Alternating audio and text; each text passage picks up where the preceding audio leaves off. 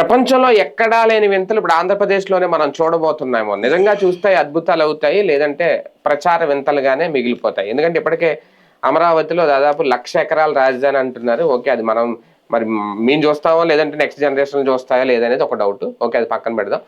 ఇప్పుడు ఓఆర్ఆర్ వేస్తున్నారట అమరావతికి సంబంధించి. అది కూడా అతి పెద్ద ఓఆర్ఆర్. ఇది ఎంత పెద్ద ఓఆర్ఆర్ అంటే నేను మామూలుగా చూశాను, అసలు నేను నిజంగా ఈ స్థాయిలో ఎక్కడైనా ఉంటాయా లేదనేది.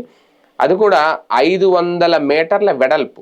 500 మీటర్ల వెడల్పు దాదాపుగా ఇప్పుడు రాష్ట్రంలోనే కాదు, దేశంలోనే కాదు, ప్రపంచంలో కూడా లేదు. బాగా వెడల్పైన రహదారి ఎక్కడ ఉందంటే టెక్సాస్లో ఉంది. అది కూడా 250 మీటర్లే. అది కూడా దాని తర్వాత మనం హైదరాబాద్లో ఇప్పుడు చాలా మందికి చూసిన ఓఆర్ఆర్ 150 మీటర్ల వెడల్పే. అది కూడా 8 లైన్లు, అటు 4 ఇటు 4. ఇక ఇందాక నేను టెక్సాస్లో చెప్పింది అది కూడా 24 లైన్లేనంట. అలాంటిది ఇక్కడ ఏకంగా 500 మీటర్లు అంటే ఎన్ని లైన్లు రహదారి, ఎన్ని ఎకరాల భూమి ఇప్పుడు దానికోసం రైతులు ఇవ్వాలి. దాదాపు 5 జిల్లాల రైతులు ఇప్పుడు అదే అయోమయం. నిన్న రైతు సంఘాలు కూడా ధర్నా చేశారట, మాట్లాడుకున్నారట. సారీ, ధర్నా కాదు, మాట్లాడుకున్నారట. ఏం జరగబోతుంది నిజంగా ఈ స్థాయి? ఓకే, వస్తే మంచిదేనేమో, కానీ వస్తుందా? ఇది రైతులను ఇబ్బంది పెట్టడమా, అవసరమా? ఇలాంటి చాలా ప్రశ్నలు రేజ్ అవుతాయి. వీటన్నిటి మీద చర్చించే ప్రయత్నం చేద్దాం. సార్, ఒకటి అది మీరు వింటారు, నిజంగా 500 మీటర్లు అంటే అసలు చాలా పెద్దది అనమాట. ఓకే, ఆ స్థాయిలో చెయ్యాలని అనుకునే ఆ విజన్ కరెక్టే, కానీ అవసరమా అనేది, దానివల్ల ఎంతమంది రైతులు ఇబ్బందులు పడతారు కూడా? జనం బ్రతకాలి, మనం బ్రతకాలి అనేది ఒక విధానం. మనం బ్రతకాలి, జనం ఖర్చు పెట్టాలి అనేది రెండో విధానం. జనం త్యాగం, మనం లాభం అనేటటువంటి. ఇక్కడ జనం త్యాగం, మనం లాభం సిస్టంలోనే నడుస్తుంది. ఇప్పుడు అమరావతిలో ప్లాట్లు ఇచ్చినటువంటి వాళ్ళకి వాళ్ళు ఎకరాల కొద్దీ ఇచ్చారు. 3 ఎకరాలు ఇచ్చిన వాళ్ళు ఉన్నారు, 5 ఎకరాలు ఇచ్చిన వాళ్ళు, 10 ఎకరాలు ఇచ్చిన వాళ్ళు ఉన్నారు. నేను అనేక సార్లు ప్రస్తావించా, వాళ్ళకి ఎకరం మీదన కనీసం ఏడాదికి 2 లక్షల నుంచి 3 లక్షలు 4 లక్షలు సంపాదించుకునేవాళ్ళు. ఇదివరకు వాళ్ళ కింద పాలేరులు ఉండేవాళ్ళు. వ్యవసాయం, పాడి పంట 2 అద్భుతంగా నడిచిన ప్రాంతం. అక్కడ తీసుకెళ్ళి వాళ్ళ దగ్గర నుంచి భూమి తీసుకున్నాను. ఇచ్చేదేంటి? ఏడాదికి 25,000. అది పెరుగుతా పోయి ఇప్పుడు ఒక 50,000, 70,000, 90,000 ఇచ్చారు అనుకో. వాళ్ళు ఏడాది ఒక 5 ఎకరాలు ఉన్న ఆసామి 25 లక్షలు ఏడాదికి సంపాదించుకునే అతను 5 పాతికలు 75,000, 1,25,000 తీసుకుని ఇది సంతృప్తి పడాలా, అది సంతృప్తి పడాలా? అదే కదా. అతని జీవితం ఈ 12 ఏళ్లలో ఏమైందో అతని దగ్గరికి వెళ్ళి ఒక పుస్తకం రాయి, నిజంగా రైతు దగ్గర మాట్లాడండి. వాళ్ళేం ప్రభుత్వాన్ని ద్వేషించట్లా, కానీ ఏంటో వాళ్ళకి అర్థం కావట్లేదు. ఏం చేస్తారు మీరు? నేను అనేది ఏంటంటే, ఇప్పుడు హైదరాబాద్లో సచివాలయం పక్కన మనమేమి ఇల్లు కట్టుకో, హైకోర్టు పక్కన మనకేమి ఇల్లు ఉండదు, ఆ రోడ్డు పక్కన ఉంటుంది సచివాలయము, హైకోర్టు, అసెంబ్లీ, ఇవి ఉన్నాయి.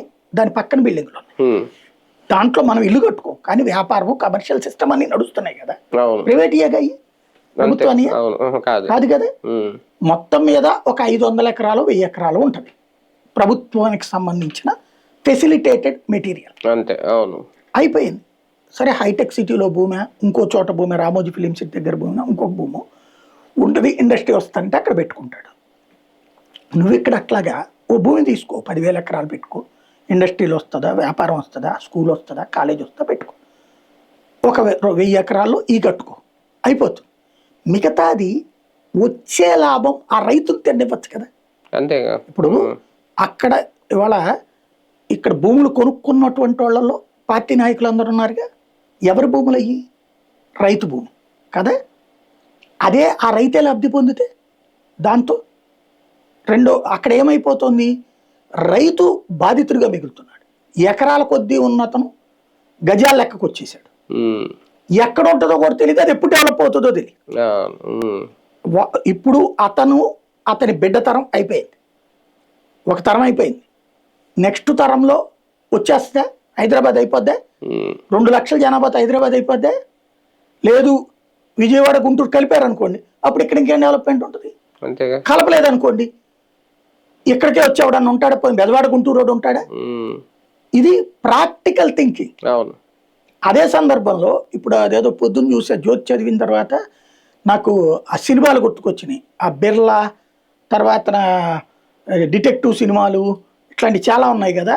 పెద్దది ఫారెన్లో పెద్ద బిల్డింగు, ఆ బిల్డింగ్ పైనే హెలీప్యాడు, అవి సినిమాల్లో చూసాం. అవునవును. మనం ఇక్కడ ప్రాక్టికల్ గా చూడొచ్చు అట్ట రేపు పొద్దున. అవును అవును. 3 star hotels, 4 star hotels helipad. అంటే మనం భవిష్యత్తులో ప్రతి బిల్డింగ్ వాషింగ్టన్ స్థాయికి ఎదగబోతుంది అమరావతి అని సంతోషపడాలి. అంటే మనం చూస్తామా అవన్నీ? నేను అనేది సంతోషపడాలా.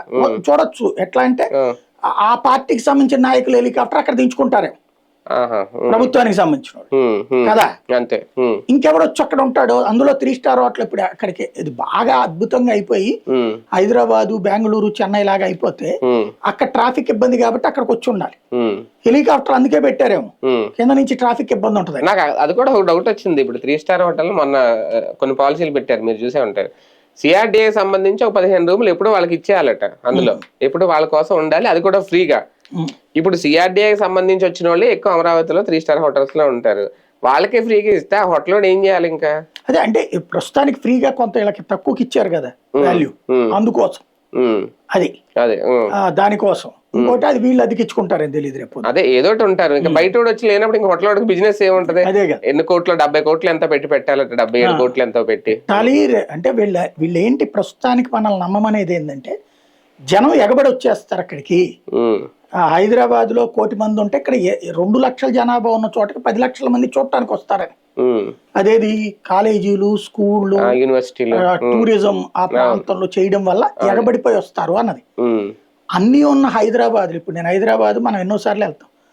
నేను ఇన్ని సంవత్సరాలలో రామోజీ ఫిలిం సిటీకి ఒక్కసారి వెళ్ళింది. మళ్ళీ మళ్ళీ చూడాలని నాకేమనిపించాల. ఒకసారి చూసాం అన్ని. టూర్ అనేది టూర్ అంతే. అంతే అదే మళ్ళీ అంతేనండి.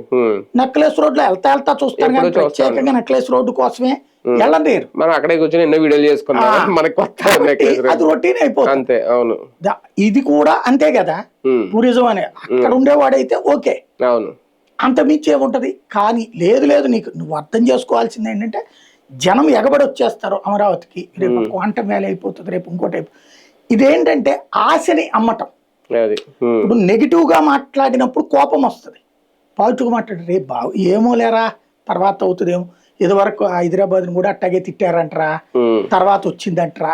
ఇదొక దాన్ని ఏమంటారు, సంధికాలపు మాట ఉంటాయి.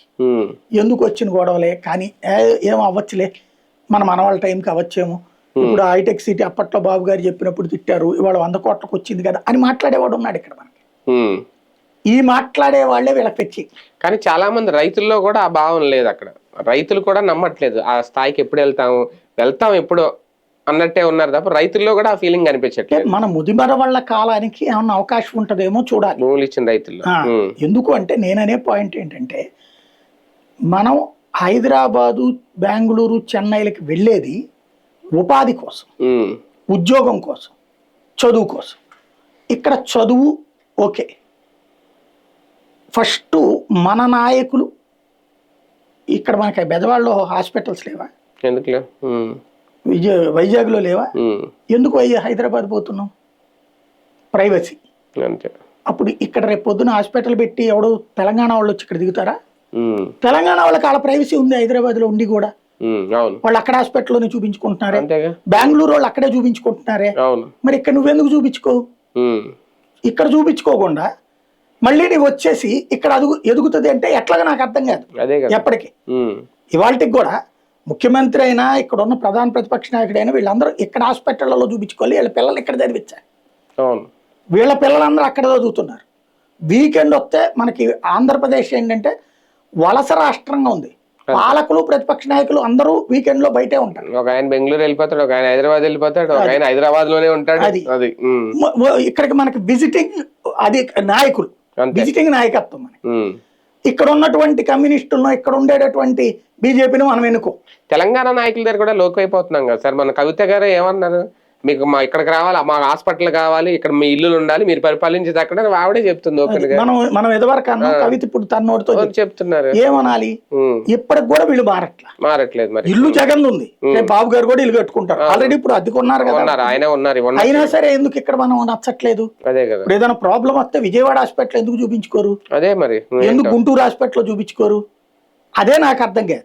మరి ఇక్కడ వీళ్ళకే నచ్చంది, మిగతా జనాలకి ఎక్కడో ఉన్న జనానికి ఎక్కడికి ఎందుకు నచ్చుతుందో అర్థం కాదు. ఇకపోతే ఈ రోడ్లు చూస్తే అతి ఇదేంటంటే ఒంటి మీద కట్టే బట్ట నాది కాకపోతే ఊరంతా దేకమన్నాడట వెనకడికొకడు, అట్లుంది. ఇది కడుతుంది కేంద్ర ప్రభుత్వం, డబ్బులు అలయ్యి, కాబట్టి ఎంత ఎక్కువ కట్టిస్తే అంత బెటర్. కరెక్టే, కానీ మరి పొలాలు ఎవరు ఇవ్వాలి? మన రైతులే కదా ఇవ్వాలి, ఆంధ్రప్రదేశ్ రైతులే కదా. వీళ్ళకి మంది కాదు కదా సార్, ఇది నా భూమి కాదు, బాబు గారు ఇప్పుడు లింగమనేని గారి భూమి ఇవ్వంటే బాధ, ఆ పక్కన ఉన్నటువంటి రామకృష్ణ వాళ్ళ భూమి ఇవ్వంటే బాధ. రైతుల భూమే కదా, అది కూడా పరిహారం ఇవ్వం కదా, అది కూడా పూలింగ్ అంటాం కదా, పరిహారం అడిగితే గనక బెదిరిస్తాం కదా, వార్తల్లో రాస్తాం కదా, వాళ్ళని తిడతాం కదా, వాళ్ళు కూడా వైసీపీకి అమ్ముడుపోయాడని చెప్తాం కదా, వాళ్ళ కులం తీస్తాం కదా, అక్కడ నడుస్తుంది. ఇక్కడ అదొక అదృష్టం వీళ్ళకంతే. దీని వల్ల నిజంగా రింగ్ రోడ్ రావడం వల్ల, ఇంత ముందు రింగ్ రోడ్ వస్తుందంటే చాలా సినిమాల్లో ఉంటది, మీ భూములు కోట్లకి వెళ్ళిపోతాయి అది దాన్ని. వీళ్ళు ఏమంటున్నారంటే రైతులు కొన్ని చోట్ల ఇది ఐరన్ తో ఏదో గోడలు కట్టేస్తారు, దానివల్ల అక్కడ పొలాలకు కూడా సరిగ్గా పంటలు ఉండవు, మిగిలిన చోట్ల భూమి కూడా రేట్ ఉండదు అనేది. ఒక రకంగా రైతు ఈ 5 జిల్లాలకు సంబంధించి రైతు నాశనం అయిపోవడం తప్ప ఉపయోగం ఏమి ఉండదు. అంటే మీకు హైదరాబాద్ రింగ్ రోడ్ చూస్తాం, అవును, ఆ రింగ్ రోడ్డు కానుకుని ఏం డెవలప్ అవుతుంది అంటే, ఆ తర్వాత కాలం ఎప్పుడు చంద్రబాబు గారు అప్పట్లో స్టార్ట్ చేస్తే, రాజశేఖర్ 2009లో చేస్తే, 9 నుంచి 4 నుంచి 9 మధ్యలో చేసుకొస్తే, ఏది పెద్ద రింగ్ రోడ్డు కడితే ఇప్పటికీ ఆ కొన్ని ప్రాంతాలలో అది కూడా ఆనుకుని ఉన్నాయి.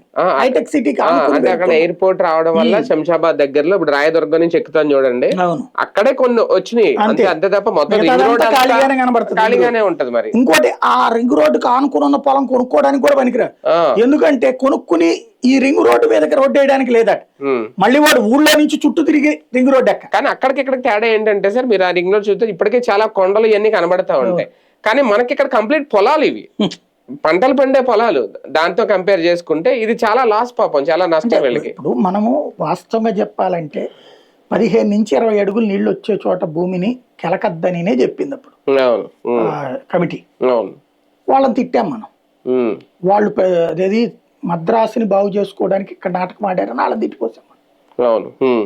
ఆ ప్రదేశమే ఒక రకంగా చెప్పాలంటే అన్నపూర్ణ మీదన అతిపెద్ద బిల్డింగులు కడుతున్నాం మనం ఇప్పుడు, ఇంకా ఇంకా ఆశలు రేకెత్తిస్తున్నాం. ఈ ఆశలు రాబోయే 3 తరాల ఎలక్షన్స్ కి పనికొస్తాయి, రాబోయే 3 తరాలు. ఇప్పుడు నెక్స్ట్ వచ్చేటప్పుడు కూడా మా నాన్నగారు చేశారు, దాన్ని నేను కొనసాగిస్తానంటారు లోకేష్ గారు తర్వాత వారసత్వం కూడా అదే ఉంటది. 2014 మరి అలా వేసిన ప్లాన్ వర్కౌట్ అవ్వలేదు, అప్పుడు పోలవరం గానీ ఇది గానీ ఫెయిల్ అయ్యింది. మరి 2019లో వాళ్ళే రావాలి, అమలు చేస్తున్నారుగా. అంటే గ్యాప్ వచ్చేసింది కదా, అక్కడ ప్రజలు నమ్మలేదు కదా, మళ్ళీ ఆయనకి అలా అనుకుంటే మళ్ళీ బాబు గారు సీఎం అవ్వాలిగా. అవ్వలేదు, ఆ రోజు నమ్మలేదు, అయ్యింది.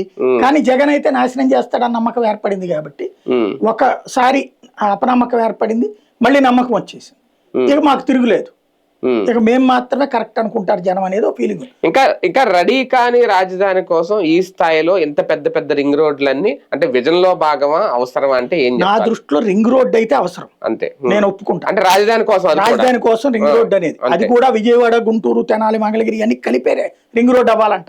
అదే అంతే. నెంబర్ 1. నెంబర్ 2, ఇంత వెడల్పు అనవసరం. అంటే 500 మీటర్లు అంటే హైవే 70 ఉంటదండి, హైవే అంటే 70 మీటర్లు ఉంటుంది. అవును, అంటే 140 మీటర్లు పెట్టు, డబుల్ 8 లైన్ల రోడ్డు, అంతవరకు ఎనఫ్. ఆ మిగతాదంటే నేను అనుకోవడం ఏంటంటే, ప్రభుత్వం తీసుకుని కట్టించాక దాని మీద ఏ షాపింగ్ కాంప్లెక్స్లకు ఇస్తుంది ఫ్యూచర్ లో అద్దెలకి. దాదాపు 1400-1500 అడుగుల దాకా వస్తుంది వీళ్ళు చెప్పిన లెక్క. 500 మీటర్లు అంటే 38 లైన్ల రోడ్డు అవుతుంది అన్నమాట. అవునండి బాబా, అంత పెద్దది. మరి ఎందుకో, లేదంటే భవిష్యత్తు బాగుంటుందో ఏంటో. రైట్, చూద్దాం. నిజంగా వస్తే మంచిదే, కాకపోతే ఇబ్బందులు పెట్టి రైతుల్ని, లేదంటే ఆ పొలాలు తీసుకొని రైతులైతే మరి దీనికి కొంతమంది అసంతృప్తి వ్యక్తం చేస్తున్నారు. మరి ప్రభుత్వ నిర్ణయం విషయంలో ఏం చేస్తుంది ఏంటనే చూద్దాం.